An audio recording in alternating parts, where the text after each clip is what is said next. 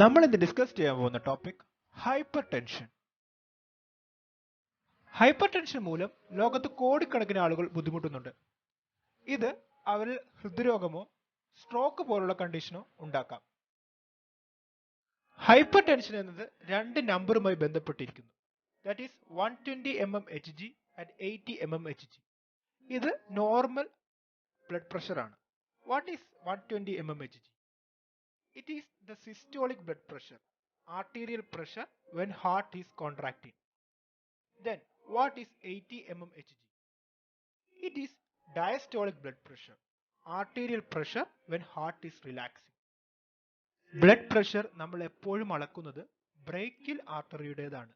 That is because അവിടെ pressure high ആണെങ്കിൽ ബാക്കിയുള്ള ആർട്ടറികളിൽ ഓട്ടോമാറ്റിക്കലി പ്രഷർ കൂടുതലായിരിക്കും. ഹൈപ്പർ ടെൻഷനെ നമുക്ക് പല തരത്തിൽ ക്ലാസിഫൈ ചെയ്യാം. നോർമൽ ബ്ലഡ് പ്രഷർ എന്ന് പറയുന്നത് 120 mmHg സിസ്റ്റോളിക്കും 80 mmHg ഡയസ്റ്റോളിക്കുമാണ്. എലവേറ്റഡ് ബ്ലഡ് പ്രഷറിലാകട്ടെ സിസ്റ്റോളിക് 120 to 129 mmHg പരിധിയിലും ഡയസ്റ്റോളിക് 80 mmHg പരിധിയിലുമാണ്. സ്റ്റേജ് 1 ഹൈപ്പർ ടെൻഷനിലാകട്ടെ സിസ്റ്റോളിക് 130 to 139 mmHg പരിധിയിലും ഡയസ്റ്റോളിക് 80 to 89 mmHg പരിധിയിലുമാണ്. സ്റ്റേജ് 2 ഹൈപ്പർ ടെൻഷനിൽ സിസ്റ്റോളിക് 140 mmHgക്ക് മുകളിലും ഡയസ്റ്റോളിക് 90 mmHgക്ക് മുകളിലുമാണ്. സാധാരണയായി സിസ്റ്റോളിക് ആൻഡ് ഡയസ്റ്റോളിക് പ്രഷർ ഒരുമിച്ച് കൂടുകയും ഒരുമിച്ച് കുറയുകയുമാണ് ചെയ്യാറ്. എന്നാൽ ചില സമയത്ത് സിസ്റ്റോളിക് പ്രഷർ മാത്രം കൂടി ഡയസ്റ്റോളിക് പ്രഷർ സ്റ്റേബിൾ ആയിട്ട് നിലനിൽക്കുകയും ചെയ്യുന്നു. ഇതിനെ നാം വിളിക്കുന്നത് ഐസൊലേറ്റഡ് സിസ്റ്റോളിക് ഹൈപ്പർ ടെൻഷൻ എന്നാണ്. തിരിച്ചും ഇത് സംഭവിക്കാം. ഡയസ്റ്റോളിക് പ്രഷർ മാത്രം കൂടി സിസ്റ്റോളിക് പ്രഷർ അവിടെ സ്റ്റേബിളായി മെയിൻറ്റെയിൻ ചെയ്ത് നിൽക്കുന്ന കണ്ടീഷനും ഉണ്ടാകാം. ഇതിനെ നാം വിളിക്കുന്നത് ഐസൊലേറ്റഡ് ഡയസ്റ്റോളിക് ഹൈപ്പർ ടെൻഷൻ എന്നാണ്. ഹൈ ബ്ലഡ് പ്രഷർ മെയിൻ ആയിട്ട് അഫക്റ്റ് ചെയ്യുന്നത് ബ്ലഡ് വെസൽസിനെയാണ്. It causes wear and tear in endothelial cells. ഇത് കാരണമായി myocardial infarction, aneurysm and stroke പോലുള്ള കണ്ടീഷൻസ് ഡെവലപ്പ് ചെയ്യാൻ സാധ്യതയുണ്ട്.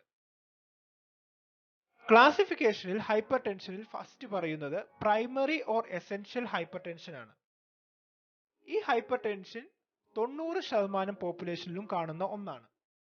ഇതിന്റെ പ്രത്യേകത എന്തെന്നാൽ വിത്തൗട്ട് എനി അണ്ടർലൈയിങ് കോസ്, പ്രത്യേകിച്ച് ഒരു കാരണമില്ലാതെയാണ് ഇത് ഉണ്ടാകുന്നത്. അതുകൊണ്ട് തന്നെ ഇത് കണ്ടുപിടിക്കുന്നതും വലിയ പാടായിരിക്കും. ഒരു പ്രഷർ ടൈം ഗ്രാഫ് വരയ്ക്കുകയാണെങ്കിൽ ടൈം കൂടുന്നതിനനുസരിച്ച് ഈ ഹൈപ്പർ ടെൻഷൻ കൂടിക്കൊണ്ടിരിക്കുക തന്നെ ചെയ്യും. വിത്തൗട്ട് എനി അണ്ടർലൈയിങ് കോസ് എന്ന് പറഞ്ഞാൽ പോലും ഇതിലും ചില റിസ്ക് ഫാക്ടേഴ്സ് പറയുന്നുണ്ട്. First is old age, next obesity, next salt heavy diet, next sedentary life style. ഇതിൽ ഓൾഡ് ഏജ് ഒഴിച്ച് ബാക്കിയെല്ലാം നമുക്ക് ലൈഫ് സ്റ്റൈൽ മോഡിഫിക്കേഷൻ വഴി മാറ്റിയെടുക്കാൻ പറ്റുന്ന റിസ്ക് ഫാക്ടേഴ്സ് ആണ്. അടുത്തതായി സെക്കൻഡറി ഹൈപ്പർ ടെൻഷൻ. ഇതൊരു അണ്ടർലൈയിങ് കോസ് കൊണ്ട് ഉണ്ടാകുന്നതാണ്. 10% പോപ്പുലേഷനിൽ കാണപ്പെടുന്നത് സെക്കൻഡറി ഹൈപ്പർ ടെൻഷൻ ആണ്. അണ്ടർലൈയിങ് കോസ് എന്തൊക്കെയാണെന്ന് വെച്ചാൽ low renal blood flow, fibromuscular dysplasia, tumour. ഇതെല്ലാം ഓരോന്നും നമുക്ക് വിശദമായി നോക്കാം. First is low renal blood flow. കിഡ്നിയിലേക്ക് ആവശ്യമുള്ള ബ്ലഡ് ഒഴുകി ചെല്ലുന്നില്ല. അതുകൊണ്ട് തന്നെ കിഡ്നിയിലെ റെനിൻ സെക്രീഷൻ ഇൻക്രീസ് ആകുന്നു. റെനിൻ സെക്രീഷൻ ഇൻക്രീസ് ആയാൽ ഓട്ടോമാറ്റിക്കലി വെള്ളം റീറ്റെയിൻ ചെയ്യും. ഇത് ഒരു ഹൈപ്പർ വോളിമിക് സിറ്റുവേഷൻ ഉണ്ടാക്കും. ബ്ലഡിലെ വാട്ടർ കണ്ടന്റ് കൂട്ടും automatically. As a result hyper tension ഉണ്ടാകും. ഫൈബ്രോമസ്കുലർ ഡിസ്പ്ലേസിയ. ഇവിടെ എന്താ സംഭവിക്കുന്നത് വെച്ചാൽ ആർട്ടറീസ് തിക്കൻ ആകും. ആസ് എ റിസൾട്ട് കിഡ്നിയിലേക്കുള്ള ബ്ലഡിന്റെ ഫ്ലോ കുറയും. ഇത് ഓട്ടോമാറ്റിക്കലി ഹൈപ്പർ ടെൻഷനിലേക്ക് നയിക്കും. Next is tumour. ട്യൂമറിൽ എന്താ സംഭവിക്കുന്നത് വെച്ചാൽ ആൾഡോസ്റ്റിറോൺ പ്രൊഡക്ഷൻ ഇൻക്രീസസ്. ആൾഡോസ്റ്റിറോണും എന്താ ചെയ്യുന്നതെന്ന് വെച്ചാൽ ഫ്ലൂയിഡ് റിട്ടൻഷൻ ആണ്. ഫ്ലൂയിഡ് കൂടുതലായി ബോഡിയിൽ റീറ്റെയിൻ ചെയ്യിക്കും. As a result hypertension automatically ഉണ്ടാവും. പ്രൈമറിയും സെക്കൻഡറിയും ഹൈപ്പർടെൻഷൻ കൂടാതെ ഉണ്ടാകുന്ന വേറൊരു ഹൈപ്പർടെൻഷനാണ് ഹൈപ്പർടെൻസീവ് ക്രൈസിസ് എന്ന് പറയുന്നത്. ഈ ഹൈപ്പർടെൻസീവ് ക്രൈസിസിൽ സിസ്റ്റോളിക് ബ്ലഡ് പ്രഷർ 180 mmHgക്ക് മുകളിലും ഡയസ്റ്റോളിക് ബ്ലഡ് പ്രഷർ 120 mmHgക്ക് മുകളിലായിരിക്കും. ഇത് രണ്ട് വിധത്തിൽ സംഭവിക്കാം. One is hypertensive urgency, other is hypertensive emergency. രണ്ടും തമ്മിൽ എന്താണ് വ്യത്യാസം? ഹൈപ്പർടെൻസീവ് അർജൻസിയിലാകട്ടെ no damage to brain, kidney, heart and lungs. But hypertensive എമർജൻസിയിലാകട്ടെ ഈ പറയുന്ന ബ്രെയിൻ, കിഡ്നി, ഹാർട്ട്, ലങ്സ് എന്ന എൻഡ് ഓർഗൻസിന് ഡാമേജ് സംഭവിക്കും.